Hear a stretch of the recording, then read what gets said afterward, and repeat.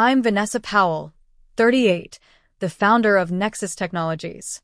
After years of hard work building my company from nothing, I was excited to attend my brother Scott's wedding. Despite our strained relationship, I hoped this would be a fresh start. Little did I know that my $30 million contract with my future brother-in-law's company would become the center of a family showdown when I discovered where they expected me to sit. What would you do if your own family treated you like you were invisible? I was about to show them exactly how visible I could be. Before I dive into this story, I'd love to know, where are you watching from today? Drop your location in the comments below, hit that like button, and if you're new here, subscribe to hear more stories about standing up for yourself when it matters most. Now, let me take you back to how this all began. Growing up in Westfield, Connecticut, Scott and I were actually close as children. Only 2 years apart, we spent summers building forts in the backyard and winters sledding down Maple Hill. Our mother, Judith, would pack us identical lunches, and our father, Robert, taught us both how to fish on Lake Champlain during our annual family vacations. Those early memories were warm, safe, uncomplicated. The shift began subtly when we entered high school. Scott joined the football team, following in our father's footsteps. I gravitated toward computer science and the debate team. Our parents attended every one of Scott's games, cheering loudly from the stands with neighborhood friends. My debate competitions and science fairs? They'd usually have something come up or arrive late, missing my presentations entirely. Business and sports build character, my father would say, while clapping Scott on the shoulder. All that computer stuff is just a hobby, Vanessa. You'll grow out of it. I didn't grow out of it. Instead, I earned a scholarship to MIT, while Scott attended our father's alma mater on a partial athletic scholarship. During family holiday gatherings, conversations revolved around Scott's fraternity adventures and football stats. My academic achievements were acknowledged with polite nods before someone changed the subject to something everyone could relate to. After graduation, I worked 80-hour weeks at a tech startup in Boston, learning everything I could about the industry. Meanwhile, Scott joined Powell Construction, the family business my grandfather had started and my father had expanded. Scott was immediately given a management position, despite having a business degree that he barely earned with C-average grades. It's about practical experience, not just book smarts, my mother explained, when I questioned the fairness during a rare Sunday dinner visit. Scott understands how the real world works. At 28, I took the biggest risk of my life. I cashed in my savings, secured a small business loan, and founded Nexus Technologies. The first 2 years were brutal. I converted my one-bedroom apartment into an office space, sleeping on a pull-out couch in the living room. Ramen noodles became both breakfast and dinner as I poured every penny into the business. When I called home during that period, conversations were brief. "I'm worried about you, honey," my mother would say. "There's always a position at your father's company if this doesn't work out." They never offered to invest, never asked about my business plan, never seemed to believe I could succeed on my own terms. Then came the breakthrough. Nexus developed a revolutionary supply chain management software that attracted attention from several major corporations. Suddenly, I was hiring employees, moving into a real office, and fielding calls from investors who had previously ignored my emails. It was during this upswing that Scott met Tiffany Bradford at a charity golf tournament. Tiffany was the only daughter of Richard Bradford, the owner of Bradford Enterprises, a national commercial real estate development company worth billions. Their courtship was fast and flashy, with vacations to the Maldives and weekend trips to Paris. My parents were ecstatic. "Richard has taken quite a shine to Scott," my mother gushed during one of our monthly phone calls.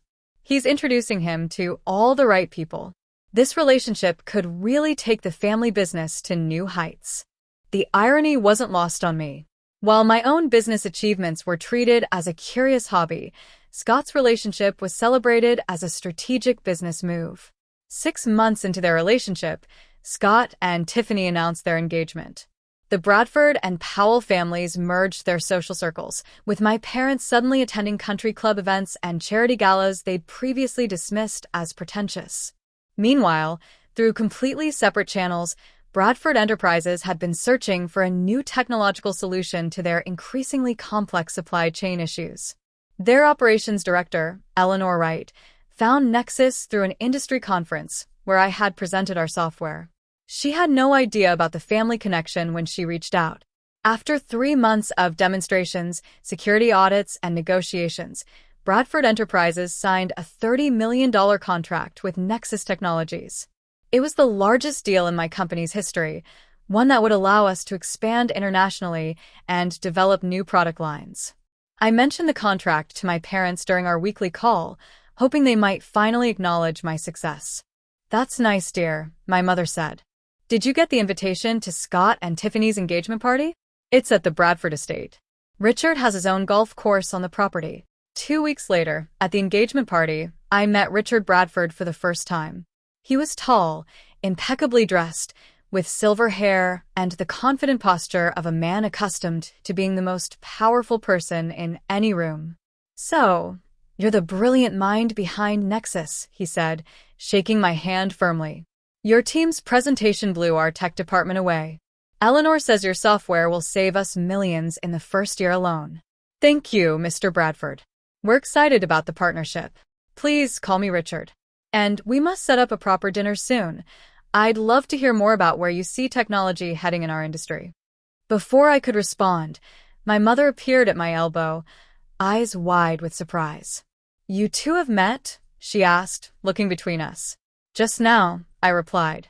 "Richard was kind enough to compliment our software." "Your software?" Richard's eyebrows rose. "Wait, Powell, you're Scott's sister?" He never mentioned his sister ran Nexus Technologies. An uncomfortable silence followed. My mother laughed nervously. "Oh, Vanessa has always been our little computer genius," she said, as if explaining away a child's quirky hobby. "Scott focuses more on the construction side of things, like his father." Richard looked confused, but quickly recovered his composure. "Well, apparently genius runs in the family, just in different directions. This is a remarkable coincidence." It wasn't a coincidence that my brother had never mentioned my company to his future father-in-law. It was a deliberate omission. My success didn't fit the narrative Scott had created about himself as the family achiever. Despite this revelation, I held on to hope that Scott's wedding might be a turning point. Perhaps the undeniable evidence of my success, through the Bradford contract, would finally earn me the respect I'd worked so hard to achieve. I spent weeks selecting the perfect outfit, a tailored navy blue dress that projected both elegance and authority. I even arranged for Marcus Chen, a respected venture capitalist I'd been dating for 3 months, to accompany me. "Are you sure you want me there?" Marcus asked over dinner the week before the wedding. "From everything you've told me about your family dynamics, it sounds like it might be stressful." "That's exactly why I want you there," I admitted. "Having someone who sees me for who I actually am will help me keep perspective." The night before the wedding, I called Scott, wanting to connect before the chaos of the event. "Hey, just wanted to say I'm really happy for you," I said when he answered, "and I'm looking forward to tomorrow." "Thanks, sis," he replied, sounding distracted. "It's crazy here. Tiffany's got the wedding planner on speed dial, and Richard keeps adding people to the guest list. Anything I can help with?" "Nah, we got it covered." A pause. "Listen, about the seating arrangements." "Yes." "Nothing. Just, we've had to make some last-minute changes with all the additions. But it's handled now. See you tomorrow, okay?" As I hung up, I felt a twinge of unease, but pushed it aside. Tomorrow would be different. Tomorrow, finally, I would be seen. The Bradford estate sprawled across 30 acres of manicured gardens, with views of Long Island Sound in the distance. Cars lined the winding driveway, a mix of luxury vehicles that probably cost more than most people's homes. Marcus whistled low as we pulled up in my Tesla. "You didn't mention this was going to be quite so extravagant," he said, adjusting his tie. "I didn't know," I admitted. "This is my first time at the Bradford estate, too." A valet in a crisp uniform opened my door with a practiced smile. "Welcome to the Bradford Powell wedding, ma'am." The main house was a Georgian-style mansion with columns and symmetrical wings extending from either side. A string quartet played softly near an ornate fountain, where guests in formal attire mingled, champagne flutes in hand. White roses and orchids adorned every surface, their subtle fragrance mixing with the salt air from the nearby sound. Vanessa. My mother's voice carried across the garden. She approached in a pale pink dress that she'd mentioned purchasing specifically for the occasion, during 3 separate phone calls. You're here. And who is this? Mom, this is Marcus Chin. Marcus, my mother, Judith Powell. Marcus extended his hand with a warm smile. Pleasure to meet you, Mrs. Powell. You have a lovely family. Thank you, she replied, her eyes quickly assessing him before turning back to me. Vanessa, your father is by the bar with Richard and some of the investors. You should come say hello. She didn't wait for a response before turning and expecting us to follow. She seems nice, Marcus whispered, his tone gently teasing. Just wait, I murmured back. My father stood in a circle of men in dark suits, all laughing at something Richard Bradford had just said. When he spotted me, his smile faltered for just a moment before recovering. There's my girl, he said, giving me a quick one-armed hug. And who's this young man? After introducing Marcus again, I turned to Richard Bradford, who greeted me with considerably more enthusiasm than my own father. Vanessa, the woman of the hour. I was just telling these gentlemen about how your software is revolutionizing our operations. 3 months in, and we're already seeing results. The men in the circle regarded me with new interest. You're behind the Nexus system? Asked an older man with a southern accent. Bradford hasn't stopped talking about it. Says it's saving him a fortune in logistics alone. Before I could respond, my father cleared his throat. Well, Vanessa always did have a knack for computers. Scott's the one who introduced her to Richard, didn't you know? Always looking out for his little sister. The lie hung in the air between us. Richard Bradford's eyebrows rose slightly, but he said nothing to contradict my father. Actually, I began, but was interrupted by the appearance of the bride herself. Tiffany Bradford floated toward us in a cloud of white designer silk, her blonde hair arranged in an elaborate updo adorned with tiny diamond clips that caught the sunlight. Vanessa, you came? She exclaimed, air-kissing both my cheeks. And in navy blue. How practical. Her gaze flicked over my carefully chosen dress with the barest hint of a dismissive smile. Though I thought I mentioned the family was wearing pastels for the photos. You didn't, actually, I replied evenly. But congratulations, Tiffany. Everything looks beautiful, doesn't it? Daddy spared no expense, she beamed, linking her arm through Richard's. Scott's getting ready with his groomsmen. The ceremony starts in 30 minutes. Her eyes landed on Marcus with unexpected interest. And who might this be? After introductions, Tiffany's demeanor warmed noticeably. Marcus Chin of Horizon Ventures? Why, Daddy's mentioned your firm before. You really must join us at the family table for the reception. Marcus's hand found the small of my back. Thank you, but I'll be sitting with Vanessa. Of course, of course. Tiffany's smile tightened. Speaking of which, I should check with the wedding planner about the final seating arrangements. So many last-minute changes. As she glided away, Marcus leaned close to my ear. Is it my imagination, or did the temperature just drop 20 degrees? The ceremony itself was elaborate but impersonal, with a famous string quartet, a celebrity officiant, and vows that sounded like they'd been written by a publicist. Scott looked handsome but nervous in his tuxedo, his eyes rarely meeting Tiffany's during their exchange of vows. Afterward, guests were directed to a massive tent set up on the lawn for the reception. Crystal chandeliers hung from the ceiling, casting a warm glow over dozens of round tables draped in white linen and centered with towering floral arrangements. Let's find our seats, I suggested to Marcus, scanning the room for a seating chart. A harried-looking wedding planner with a tablet stood near the entrance, directing guests. When I gave her my name, she frowned and scrolled through her list several times. Powell. That's odd. Let me check another list. A sense of foreboding crept up my spine as she continued searching. Here we are. Vanessa Powell, +1. You're at. Oh. Her professional mask slipped for just a moment, revealing discomfort. "Is there a problem?" Marcus asked. "No, no problem. Just a moment, please." She hurried away, disappearing into the crowd. 5 uncomfortable minutes later, she returned with an older woman who introduced herself as the catering manager. "Miss Powell, there seems to have been an oversight with the seating arrangements," she explained in a low voice. "The main reception tables are all filled to capacity now." "I RSVP'd 2 months ago," I replied, "and I'm the groom's sister." The catering manager nodded apologetically. "Yes, we understand. We've arranged alternative seating for you and your guest." "Alternative seating?" Marcus repeated. "If you'll follow me, please." Rather than leading us to any of the tables in the main reception area, she guided us through a side door and down a hallway. The sounds of the celebration grew more distant with each step. Finally, she opened a door to reveal the kitchen, where staff in black and white uniforms bustled about, preparing food. In the corner stood a small table with 2 chairs, hastily covered with a white tablecloth.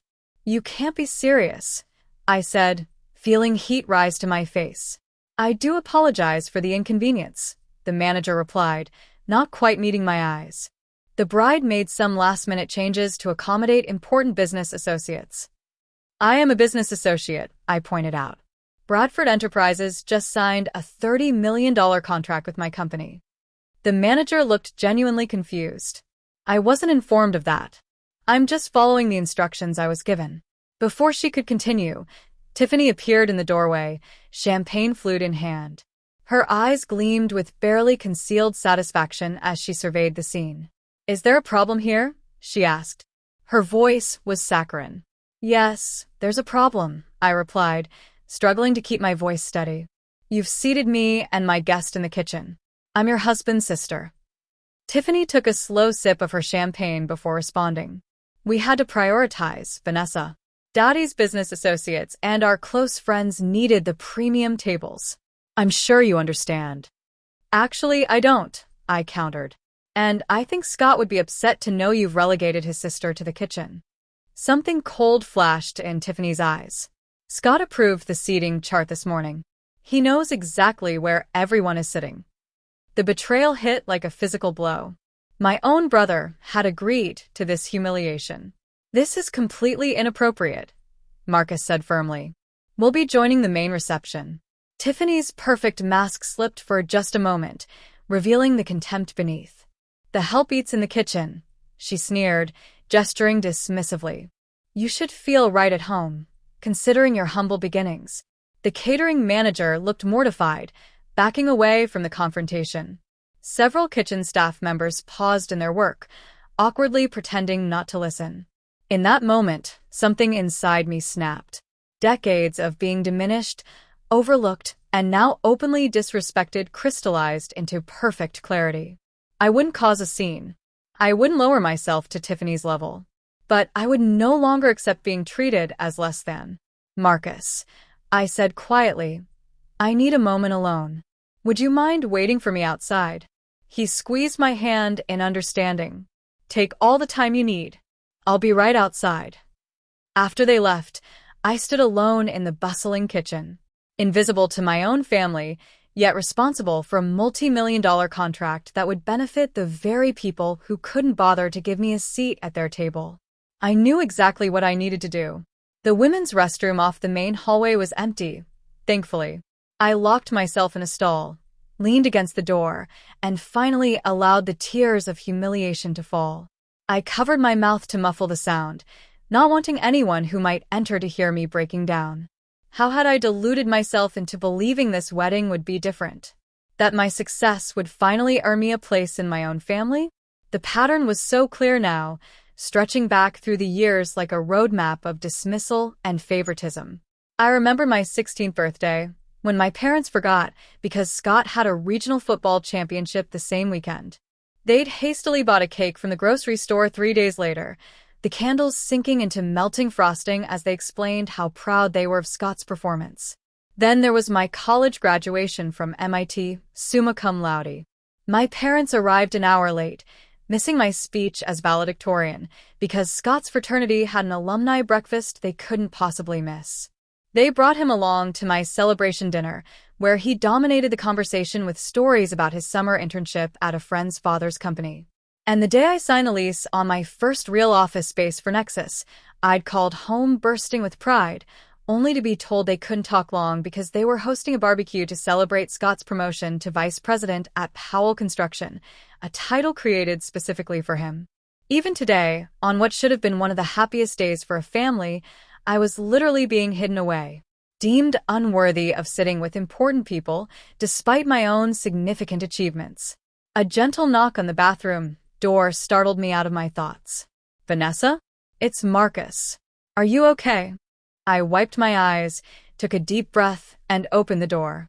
Marcus stood there, concern etched across his face, holding 2 flutes of champagne. "Thought you might need this," he said, offering me a glass. I accepted it gratefully, taking a long sip. "I'm sorry you're witnessing this. Family dysfunction." He leaned against the wall beside me. "Don't apologize. If anything, I'm getting a very illuminating look at what you've been dealing with your entire life." "And yet I still came," I said, still hoping for I don't even know what. Acceptance? Recognition? The basic respect any person deserves from their family? "Those aren't unreasonable things to want, Vanessa," Marcus suggested gently. I sipped my champagne, considering his words. "The thing is, I don't actually need their approval anymore. I built Nexus without their support. I have a team that respects me, clients who value what I've created, and friends who see me for who I really am." I glanced at him. "I have you." "You certainly do," he confirmed with a warm smile. "So, what do you want to do? We can leave right now. Get dinner somewhere else. Maybe catch a movie. Pretend this whole wedding fiasco never happened." My phone buzzed in my clutch. I pulled it out to see Eleanor Wright's name on the screen. "I should take this," I said, straightening.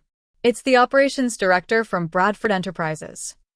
Marcus nodded and stepped away to give me privacy. "Is everything okay?" "Everything's fine, Vanessa. Just wanted to confirm our meeting next week about the Phase 2 implementation, and to let you know the first payment for the contract was processed this morning. $30 million, right on schedule." As Eleanor continued discussing technical details, a realization dawned on me.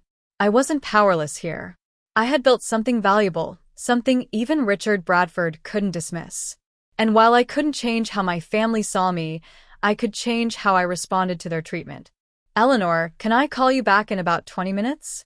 I'm actually at the Bradford Powell wedding right now." "Oh, "I didn't realize you were attending." "Of course. Enjoy the celebration. We can talk Monday." After hanging up, I turned to find Marcus watching me with curiosity. "What are you thinking?" he asked, recognizing the shift in my demeanor. "I'm thinking that I've spent my entire life hoping my family would recognize my worth," I replied, surprising myself with how calm I felt. "But maybe it's time I recognized it myself and acted accordingly." "What does that mean exactly?" I smoothed my dress and checked my reflection in the mirror, wiping away the last traces of tears. "It means I'm not going to hide in the kitchen like I'm ashamed of who I am. It means I'm going to walk back into that reception with my head held high. And it means I'm going to make a business decision based on how I've been treated, not on family obligation." Marcus' eyes widened slightly as understanding dawned. "The Bradford contract?" exactly. "Richard Bradford wants the benefits of my company's software, but his daughter and my brother think I'm only worthy of sitting with the kitchen staff. That's not a business relationship I want to maintain." "Are you sure about this?" "It's a $30 million contract." I took a deep breath, calculating exactly what this would mean for Nexus. "Yes." "The Bradford contract is significant, but it's not our only major client. We've diversified well over the past 2 years. Losing the contract would hurt, but it wouldn't devastate us. And the message it would send? It's worth far more than the money." "I've never been more sure of anything," I replied. "I deserve better than this, both personally and professionally, and it's time everyone understood that." Marcus smiled slowly. "Then I'm with you. Whatever you decide to do." We walked back toward the reception together, my mind clear and my purpose defined. For the first time that day, I felt a sense of peace, not because I was about to retaliate, but because I was finally valuing myself enough to establish boundaries, even with family. Just outside the reception tent, I paused, watching through the opening as Scott and Tiffany moved from table to table, greeting guests. They stopped at the head table, where Richard Bradford sat with several distinguished-looking men in expensive suits, all laughing and raising glasses in a toast.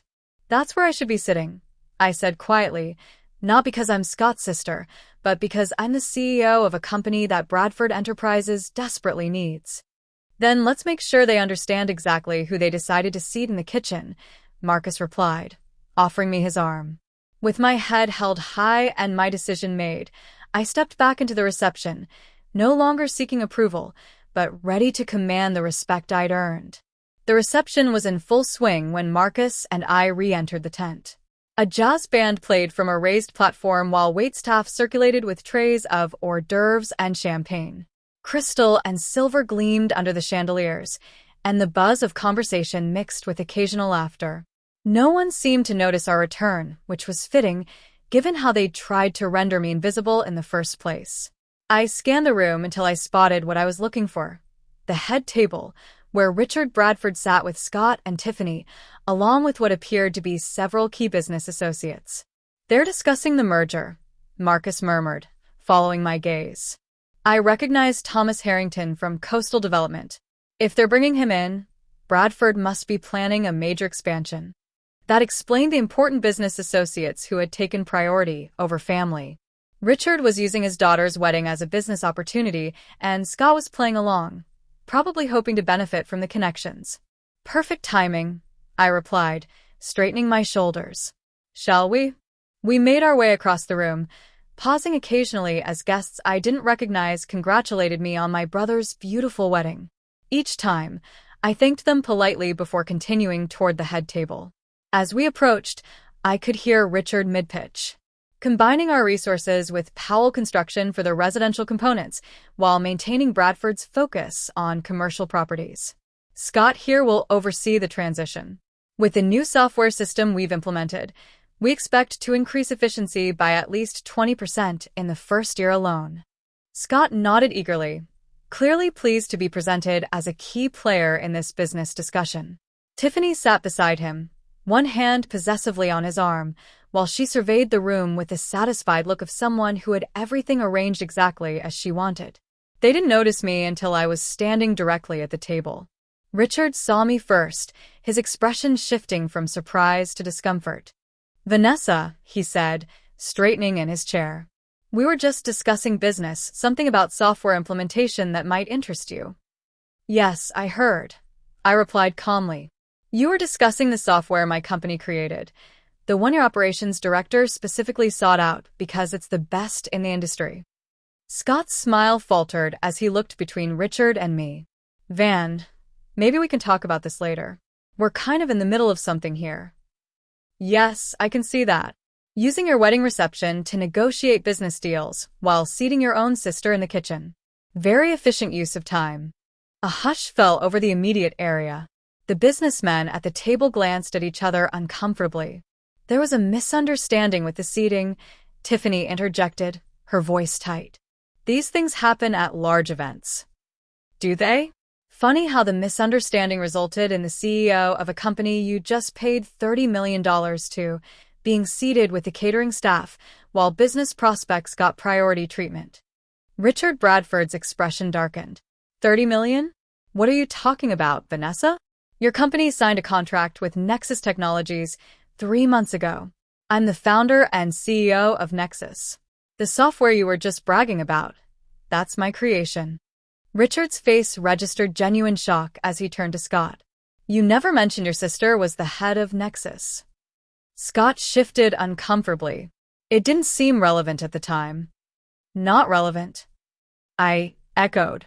"You didn't think it was relevant that your sister's company was providing the technology your father-in-law was investing millions in?" "Now isn't the time for this discussion," Tiffany hissed, her perfect composure cracking. "You're making a scene at our wedding." I reached for my phone, my movements deliberate and calm. You're right. This isn't a discussion. This is a business decision.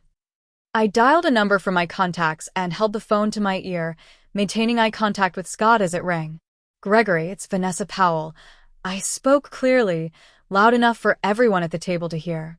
I need you to cancel the $30 million contract with Bradford Enterprises. Effective immediately.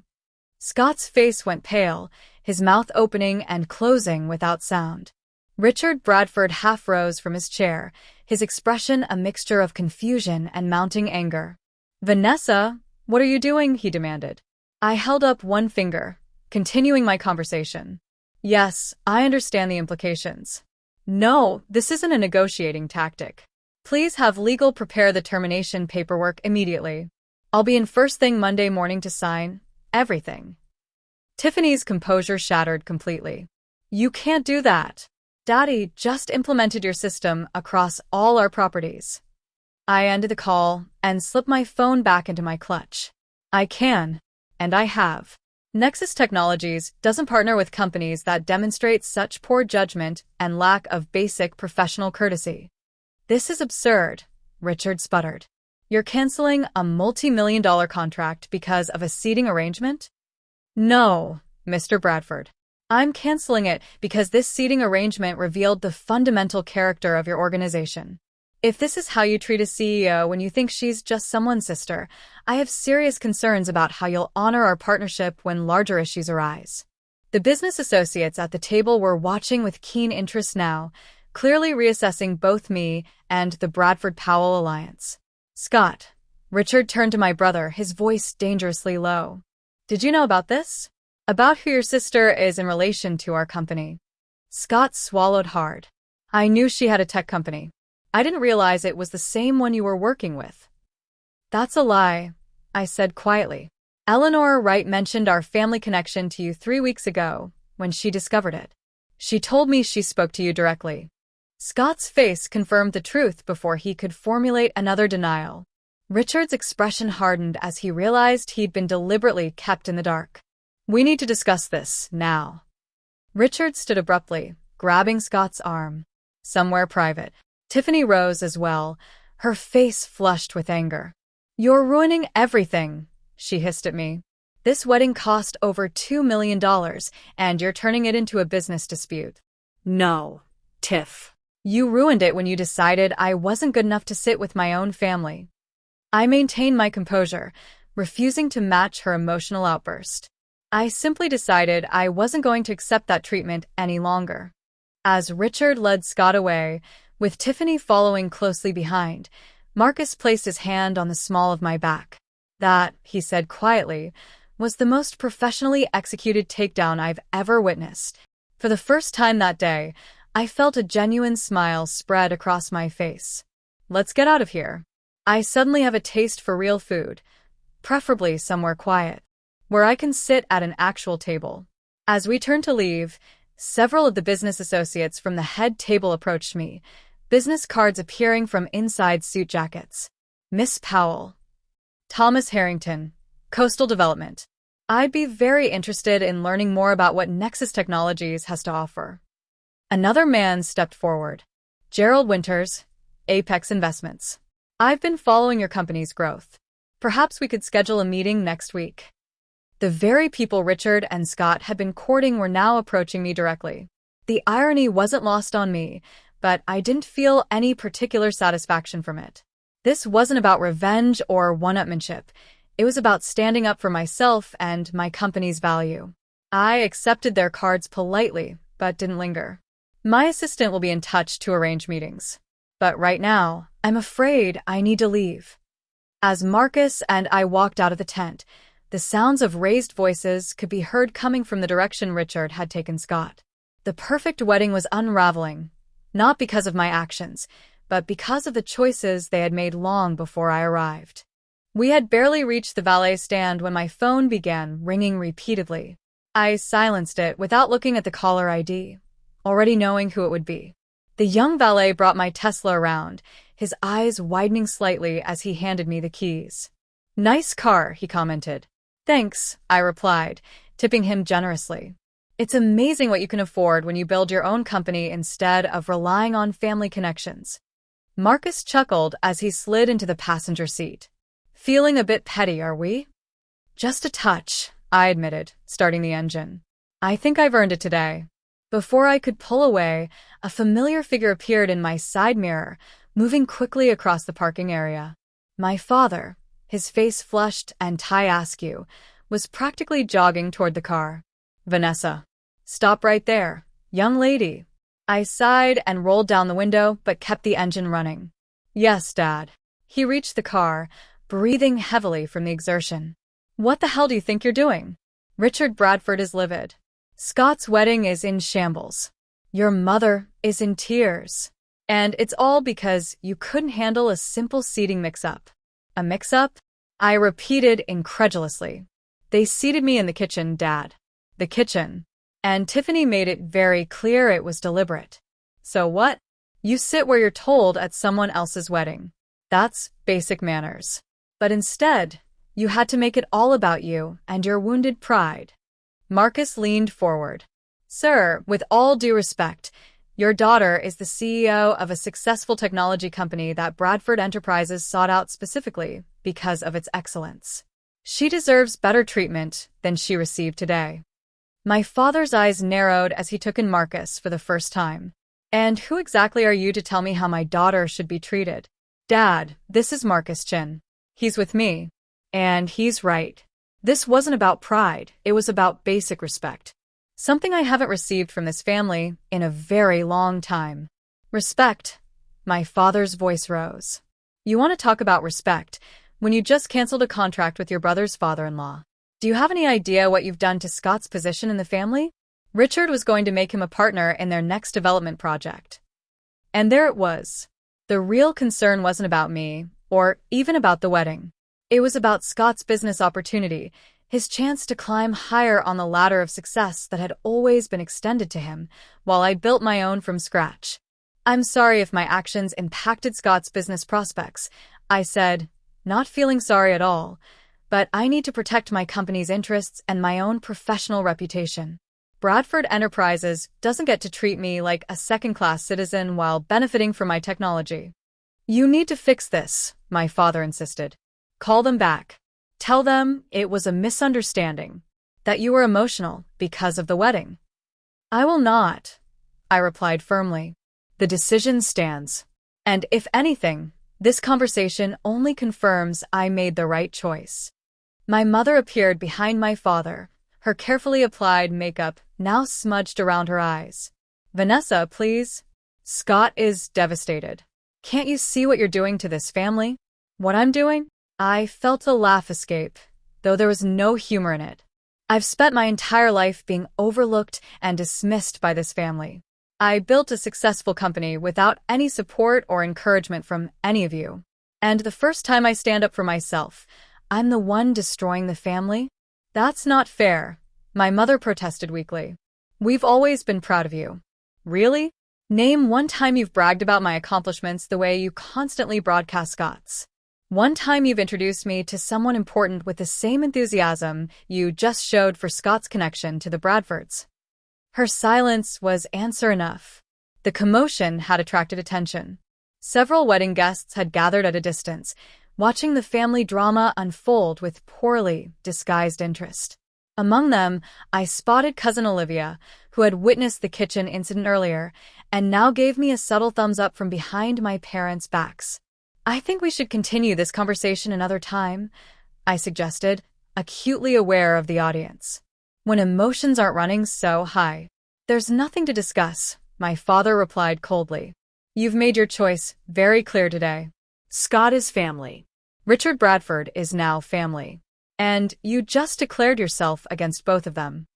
No, Dad. I declared myself worthy of basic respect. There's a difference. Before he could respond, another figure emerged from the main house. Scott, his face ashen and his perfect wedding attire now rumpled, approached the car with Tiffany and Richard Bradford trailing several steps behind. Van, what the hell? Scott's voice cracked with emotion. Richard is talking about pulling all his business from Powell Construction now. Do you know what that would do to Dad's company? I'm sorry, Scott. That wasn't my intention. But it's the result, he shouted, uncharacteristically losing his composure. You couldn't just sit where you were told for one day. You had to make some grand stand about your stupid tech company. Marcus tensed beside me, but I placed a hand on his arm, silently asking him to let me handle this. My stupid tech company is valued at over $200 million, Scott. It employs 65 people.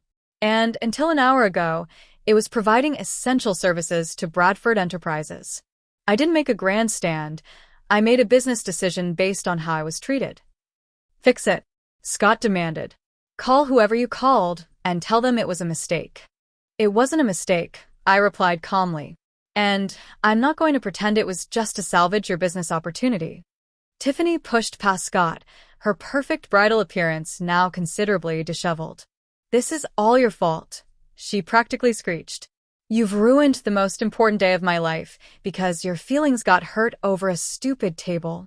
Tiffany, that's enough. Richard Bradford's authoritative voice cut through his daughter's tirade. He approached the car with measured steps, his expression unreadable. Miss Powell, I think there's been a serious miscommunication today. There's been no miscommunication, Mr. Bradford. Your daughter made it very clear where she thought I belonged. I see. He glanced at Tiffany, who had the grace to look momentarily abashed. Nevertheless, I think we should discuss this privately, as business professionals. The contract between our companies is significant, and terminating it so abruptly would have serious consequences for both parties. I'm aware of the consequences, I replied. My decision stands. Richard's composed facade cracked slightly. You're willing to throw away $30 million over a seating arrangement? I'm willing to walk away from a business relationship where I'm not respected. The money is secondary. A flash of something that might have been respect crossed Richard's face before he schooled his features back to neutrality. I see. Well, my legal team will be in touch regarding the termination procedures. I'll have my team ready to facilitate a smooth transition, I assured him. Despite everything, I don't want your operations to suffer unnecessarily. This professional exchange seemed to infuriate Tiffany even more. Daddy, you can't just let her do this. She's trying to ruin us because she's jealous of what Scott and I have. Richard turned to his daughter with a sharpness I hadn't seen before. Tiffany, you've done quite enough for one day. Go back inside and attend to our guests. We'll discuss this later. As Tiffany stormed off, followed by my parents, Richard leaned closer to my window. For what it's worth, he said quietly, I had no idea about the seating situation. Had I known, I would have intervened. Thank you for saying that, I replied. But it doesn't change my decision. He nodded once, straightening. I understand. And while I disagree with your choice from a business perspective, I can't say I don't admire your principles. He extended his hand. Good day, Miss Powell. I shook his hand briefly before putting the car in drive. Scott remained standing in the driveway, his expression a mixture of anger and disbelief as we pulled away. That was intense, Marcus commented, as we turned onto the main road. Are you okay? I took a deep breath, feeling the tension of the day begin to ease from my shoulders. Honestly, I feel better than I have in years. Like I finally stopped carrying a weight I didn't even realize I was bearing. The weight of seeking their approval, Marcus suggested. Exactly. I glanced in the rearview mirror at the Bradford estate receding in the distance. I spent so long trying to prove myself to people who were never going to see my value. Today, I finally saw it for myself. So, what now? Marcus asked. Besides finding a place with excellent food and proper seating arrangements. I laughed, a genuine laugh that surprised me with its lightness. Now we rebuild. Nexus will be fine without the Bradford contract. We have other clients, other opportunities. And I have something I never fully had before. What's that? Self-respect, I replied simply. And it turns out, that's worth more than $30 million. The first email arrived at 6:43 a.m. Monday morning. By the time I walked into the Nexus Technologies office at 8 o'clock, my inbox contained 17 messages from various executives at Bradford Enterprises, ranging from apologetic to desperate. Eleanor Wright had sent 3 alone, each more urgent than the last. "Good morning, Sarah." I greeted my assistant as I passed her desk. "I assume you've seen the email situation?" Sarah nodded, her expression concerned. "It's been nonstop since before I arrived. Eleanor Wright has called twice already," she sounds stressed. "And Mr. Bradford himself called 5 minutes ago asking when you'd be available to speak with him. Schedule a call with Eleanor for 10 o'clock. As for Richard Bradford, tell him I'm in meetings all day, but can speak with him tomorrow afternoon." "Tomorrow?" Sarah's eyebrows rose. He seemed to think it was rather urgent. "I'm sure he did," I replied mildly. "But I need time to prepare a transition plan with the team before I discuss anything with him." I had just settled at my desk when Gregory Phillips, our chief operating officer, appeared in my doorway, his expression a mixture of concern and curiosity. "So," he began, leaning against the doorframe, "want to tell me what happened at your brother's wedding that resulted in you canceling our biggest contract to date?" I gestured for him to close the door and take a seat. "It's a long story, but the short version is that Bradford Enterprises, or more specifically, the Bradford family, demonstrated that they don't respect me or this company. I decided we shouldn't be doing business with people who don't value us properly." Gregory whistled low. "That must have been some wedding." "You have no idea," I replied, briefly recounting the kitchen incident and the subsequent confrontation. When I finished, Gregory was silent for a moment. "I'd like to say I'm shocked, but after everything you've told me about your family over the years, it unfortunately tracks. The question now is how we move forward," I said, refocusing on the business implications. The Bradford contract represented about 22% of our projected annual revenue. We need to make up that shortfall. "Already working on it," Gregory assured me. "That demonstration we did for Westfield Partners last month, they've been on the fence about implementing our system, but I think with a small incentive, we could lock them in. It wouldn't completely replace Bradford, but it would help soften the blow." "Make it happen," I authorized. "And let's accelerate the timeline on the international expansion. The European market has been showing interest, and without the Bradford implementation taking up resources, we could redirect some of our team there." Our conversation was interrupted by Sarah buzzing my intercom. "Vanessa, I have Thomas Harrington from Coastal Development on line 1. He says it's regarding a potential contract." I exchanged a surprised look with Gregory. "Thomas Harrington, from the wedding? Want me to give you some privacy?" Gregory offered, starting to rise. No, stay. "I want her input on this." I pressed the speaker button. "Mr. Harrington, this is Vanessa Powell." "Miss Powell, thank you for taking my call. I hope I'm not interrupting your morning." "Not at all. What can I do for you?" "Well, after our brief interaction at the Bradford Powell wedding, I took the liberty of researching Nexus Technologies more thoroughly. I'm quite impressed with what you've built, and I believe Coastal Development could benefit significantly from your supply chain management system." I maintained a professional tone despite my surprise. "I appreciate your interest, Mr. Harrington. We'd be happy to arrange a demonstration of our software at your convenience." "Excellent. And there's one more thing.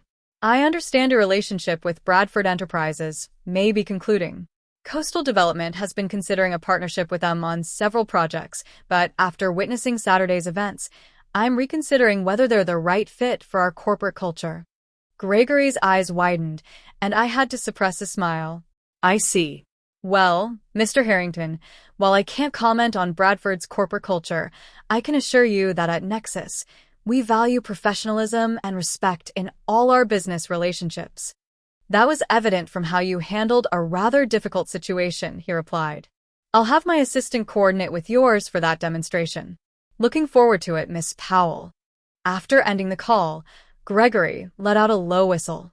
"Well, that was unexpected. What exactly happened at this wedding?" "Let's just say it made an impression on several people," I replied, still processing this development. "We should prepare our best presentation for Coastal. Their property portfolio is even larger than Bradford's." By lunchtime, news of the contract cancellation had spread through the company. While I hadn't shared the personal details, the senior team understood that something significant had occurred to prompt such a drastic decision. To their credit, no one questioned my judgment, Instead, they focused on solutions and next steps. My 10 o'clock call with Eleanor had been difficult, but professional. She was understandably upset about losing a system her team had spent months implementing, but her anger seemed directed more at the situation than at me personally. "For what it's worth," she'd said near the end of our conversation, "I had no idea about the seating incident until Richard told me this morning. It was completely unprofessional and inappropriate. I appreciate that, Eleanor, and I want you to know this isn't a reflection on your team's work with us. You've been excellent partners throughout the implementation process. Is there any way we could salvage this?" she asked. "Perhaps with different terms or conditions?" "I don't think so," I replied honestly. "Some lines, once crossed, can't be uncrossed. But I promise we'll do everything possible to ensure a smooth transition to whatever system you choose next." At 3 o'clock, my personal cell phone rang with a number I didn't recognize. Normally, I would let it go to voicemail, but something prompted me to answer. Vanessa Powell speaking. "Vanessa, this is Diana Powell, your aunt. Your father's sister." I was momentarily speechless. Aunt Diana had been estranged from our family for nearly 20 years, following some disagreement with my father that was never fully explained to us children. "Aunt Diana? This is unexpected. How did you get my number?" "I have my ways," she replied with a hint of amusement. "And I've been keeping tabs on you from a distance. Your success with Nexus is impressive, though not surprising to me. You always were the smart one." "Thank you," I said, still confused by this sudden contact. "But why are you calling now after all these years?" "Because I heard about what happened at Scott's wedding," she replied simply. "Word travels fast in certain circles, and the Bradford family is nothing if not well-connected." "Oh," I said, not sure how to respond. "And you called to?" "To tell you I'm proud of you," she said firmly. "Standing up to the Powell family tradition of favoring the male heir over the female innovator. It's about time someone broke that cycle." "What do you mean?" Diana sighed, a sound heavy with old wounds. "Vanessa, why do you think I haven't spoken to your father in 20 years? It's the same story, different generation. I built a successful interior design firm in the 80s, when women weren't exactly welcomed in the construction industry. Your grandfather and father decided my business was a cute hobby and gave the family construction company entirely to your father, even though I had worked there every summer and holiday since I was 16. The parallels were unmistakable. I had no idea, I admitted. Dad never really explained why you weren't around." "Of course he didn't," Diana replied without bitterness. "It didn't fit the narrative. But I want you to know that what you did, standing up for yourself, means something. It breaks a pattern that's been in our family for generations." We talked for nearly an hour, Diana filling in gaps in my understanding of our family history and sharing her own journey of building a business without family support. By the time we hung up, we had plans to meet for dinner the following week. A reconnection that felt both surprising and somehow inevitable. The remainder of the afternoon brought more unexpected developments. Gerald Winters from Apex Investments called to discuss not just a potential contract for his company's supply chain needs, but the possibility of Apex making a strategic investment in Nexus Technologies to fund our international expansion. "Your handling of the Bradford situation showed exactly the kind of principled leadership we look for in investment opportunities," he explained. "Sometimes walking away from the wrong partnership is more valuable than securing a new one." By 5 o'clock, I had instructed our legal team to prepare termination paperwork for the Bradford contract, while simultaneously exploring 3 new potential client relationships that had emerged directly from connections made at the wedding. The irony wasn't lost on me. As I was preparing to leave for the day, my phone buzzed with a text from Scott, the first contact since our confrontation. "Need to talk in person. Just you and me. Tomorrow lunch." I stared at the message for a long moment, weighing my response. Despite everything, he was still my brother. And while I wasn't seeking reconciliation, I was open to hearing what he had to say. "Okay. 1 p.m. Luciano's on 5th. Just us." His reply came immediately. "Thank you." As I drove home that evening, I reflected on how differently the day had unfolded than I had anticipated. Instead of damage control and revenue scrambling, we were fielding new opportunities and potentially stronger partnerships. The act of valuing myself had seemingly led others to value Nexus more highly as well. Marcus called as I was making dinner, wanting to check in after the eventful day. "So, did Bradford Enterprises implode without your software yet?" he teased. "Not yet, but Eleanor Wright sounded pretty close to panic this morning," I admitted. But the strangest thing happened today. Actually, several strange things.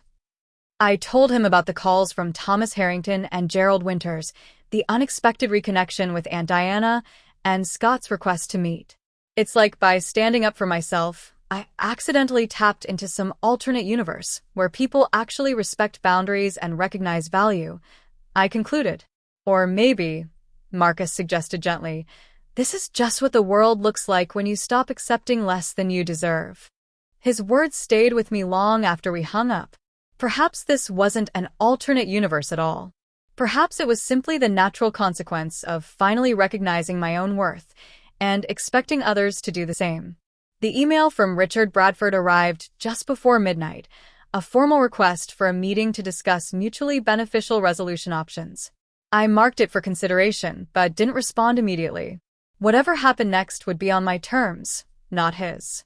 For perhaps the first time in my professional life, I felt completely centered in my own value, neither seeking external validation nor fearing disapproval.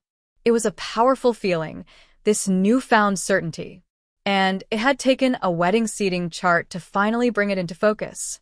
Weeks after the wedding incident, I sat across from Eleanor Wright at a corner table in Lechos, the same restaurant where I'd met with Scott for our tentative reconciliation lunch. The difference in atmosphere was striking. While my conversation with Scott had been tense and emotional, this meeting with Eleanor was relaxed, almost friendly. The transition to the alternative system is proceeding, but it's not going well, Eleanor admitted, stirring her coffee between us. Richard is regretting how everything played out. The replacement software is already 3 weeks behind schedule, and the developers can't seem to replicate some of Nexus's key features. "I'm sorry to hear that," I replied, genuinely meaning it. "Your team worked hard on the implementation.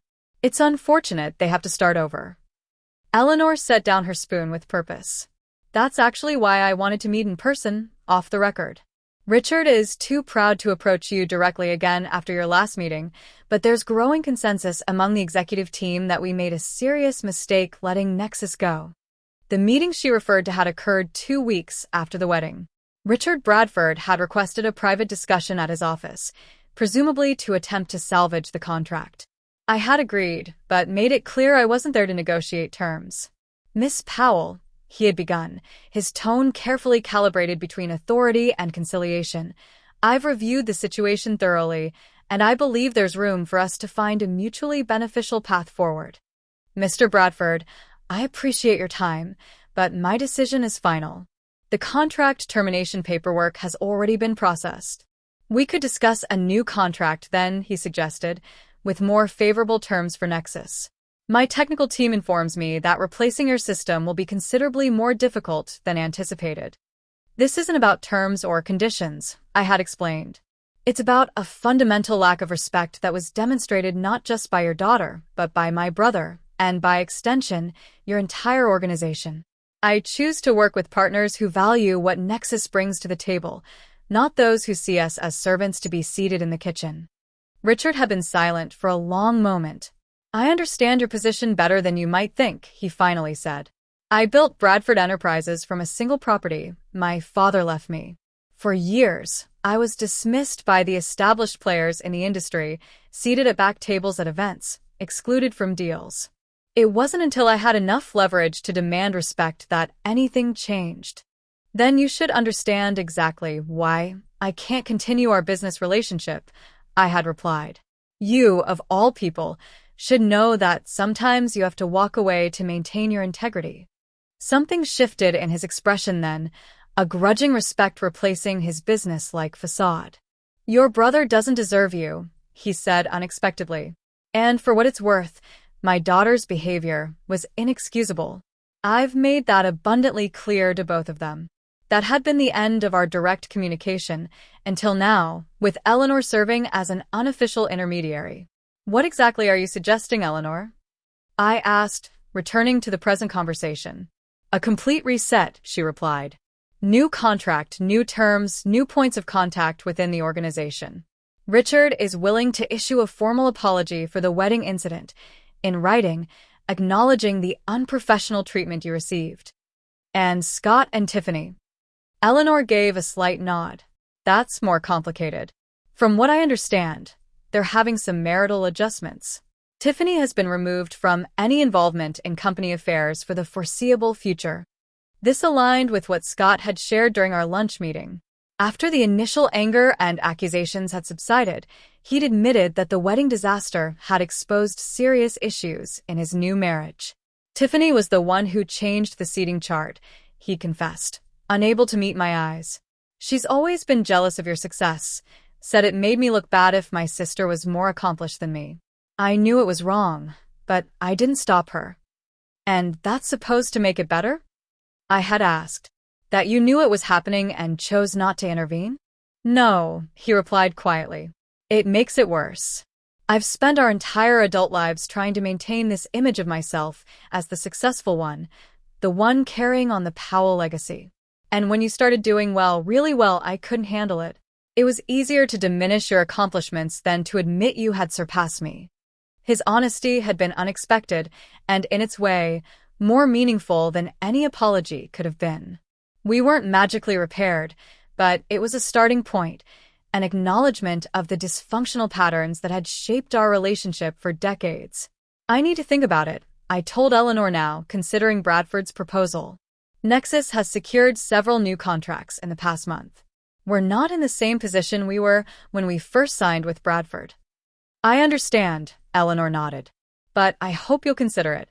Despite everything, our teams worked well together on the technical side.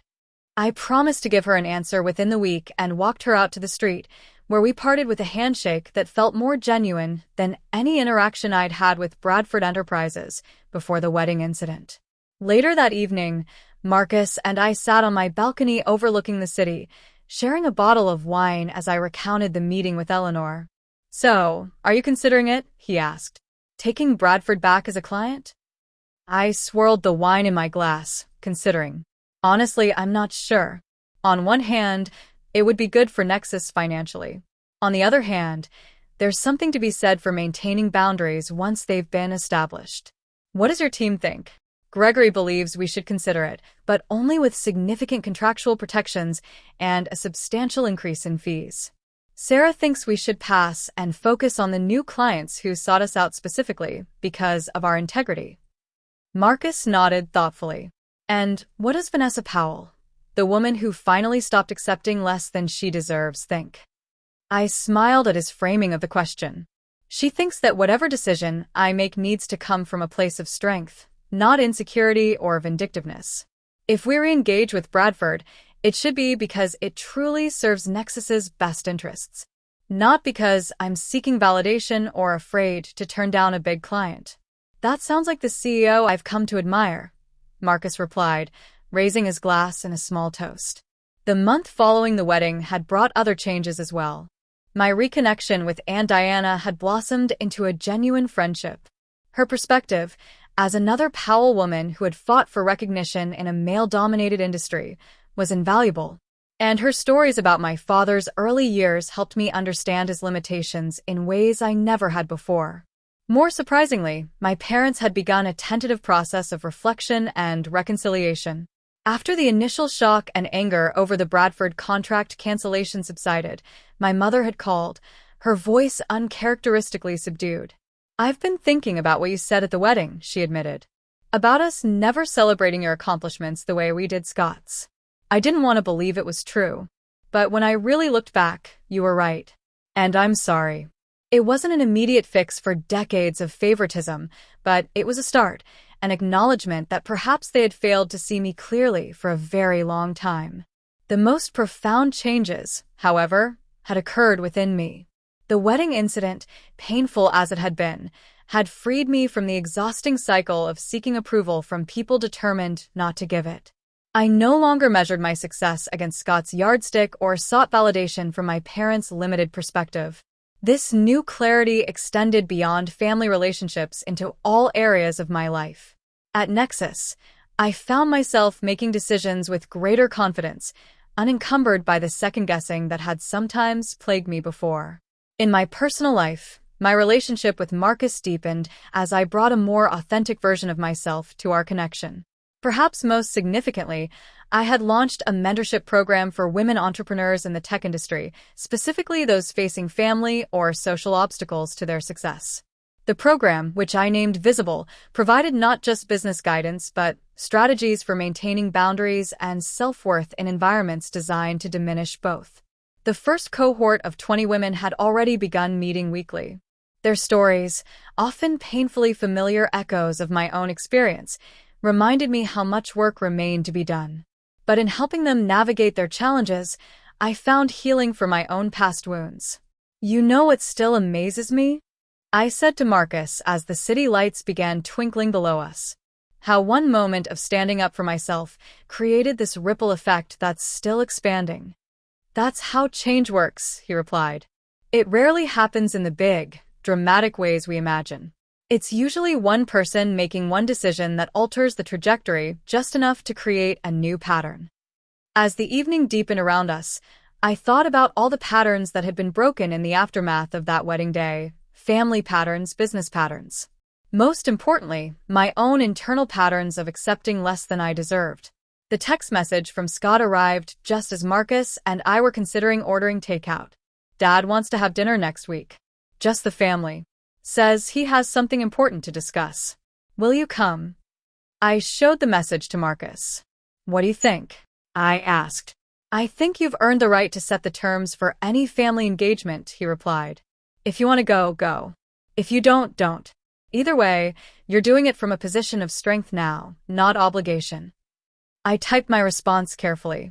I'll be there. But I'm bringing Marcus. He's important to me and I want him there. Scott's reply came moments later. Of course. Mom and Dad will be glad to get to know him better. It wasn't perfect. The scars of decades of family dynamics wouldn't heal overnight. The Bradford contract situation remained unresolved. Scott and Tiffany were navigating their new marriage with its revealed fractures. But for the first time, I felt like I was engaging with all of it on my own terms, not controlled by others' expectations, nor defined by their limitations. In the end, the story of the wedding seating chart and the canceled contract wasn't really about either of those things. It was about finally recognizing that my value wasn't determined by where others placed me, but by where I chose to stand. What about you? Have you ever had to stand up to family members who didn't recognize your worth? Or walked away from a situation where you weren't being valued properly? Share your experience in the comments below. Sometimes, the hardest boundaries to set are with the people closest to us. But as I learned, they can also be the most transformative. Don't forget to like this video if it resonated with you, subscribe for more stories about standing in your power, and share with someone who might need a reminder of their own worth today. Thank you for listening, and remember, you deserve a seat at the table, and you have the power to walk away if others don't recognize that truth.